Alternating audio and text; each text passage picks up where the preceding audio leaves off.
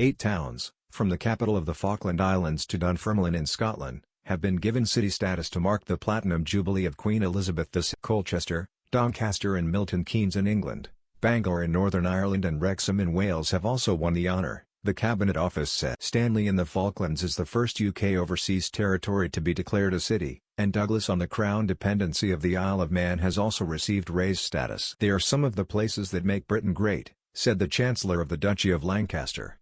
"What was clear to me during the process of assessing each application was the pride that people felt for their communities, local cultural heritage and the royal family," Mr. Barclay said. "As we celebrate Her Majesty the Queen's colossal contribution to society, I am thrilled that we are able to recognise some of the many places that make Britain great. It is also incredibly reflective of Her Majesty's global outlook and years of international service that applicants from the overseas territories and Crown dependencies have been selected as winners for the first. The new cities can expect a boost to local communities and open up new opportunities for people who live there." The Cabinet. Stanley's sustainable practices and civic pride also helped it to seal its new. The award comes as the 40th anniversary of the end of the Falklands War, after Argentinian forces invaded on April 2, 1982, has seen residents come together to remember the sacrifices made. The anniversary includes celebrations and special events such as Peat Cutting Monday and the annual Stanley Sports Race Meeting, which includes horse racing and gym. The Falkland Islands has been a regular place for royal visits for many years, starting with the late Prince Philip in 1957. Prince William was sent to the Falkland Islands for a 6-week tour as a search and rescue helicopter pilot in 2016. Stanley's top-quality fisheries management has been key to the long-term sustainability of the industry. It is home to the government fisheries departments,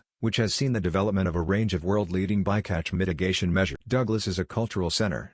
The Royal Hall is home to annual concerts by the Isle of Man Symphony Orchestra, the Isle of Man Choral Society, and the Manx Last Night of the Proms. It stages the annual Manx Music Festival, and there is also an Isle of Man Film Festival and events that celebrate Gaelic. The Queen is patron of the Royal National Lifeboat Institution that originates from George IV was the original patron, before it became the RNLI under the patronage of Queen Victoria in 18. Douglas has also given its industrial quayside and town centre area an upgrade in a sweep of urban. Doncaster's bid showed its community spirit and resilience after the floods in 2019, where locals rallied to provide. It has more than 70 places of worship, and its mosques and gurdwaras became pop-up vaccination centres during the COVID-19 pandemic. It was originally a Roman settlement and has an industrial heritage that is built on rail. Important locomotives including the Flying Scotsman and the Mallet. Horse racing fans will know Doncaster as the home of the classic St. Leger, founded in 1776, which has been graced by various members of the royal family. Wrexham's Pontcysyllt Aqueduct is a UNESCO World Heritage Site in the region,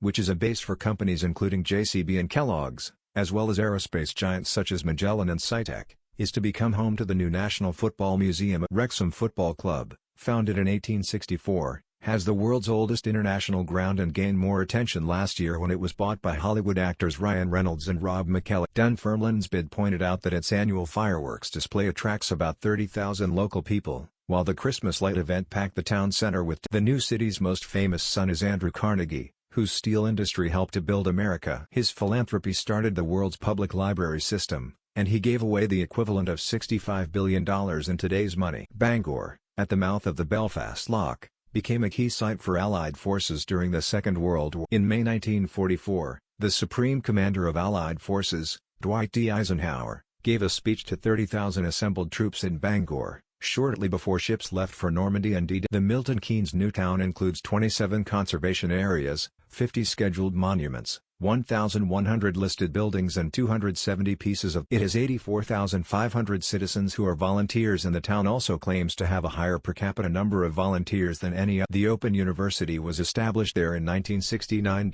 Colchester is Britain's first recorded settlement and its first capital. It has been a garrison town for the past 165 years, and for the past 21 years has been home to the 16 Air Assault Brigade, the UK's Rapid Response. Culture Secretary Nadine Dorries described city status as a huge accolade.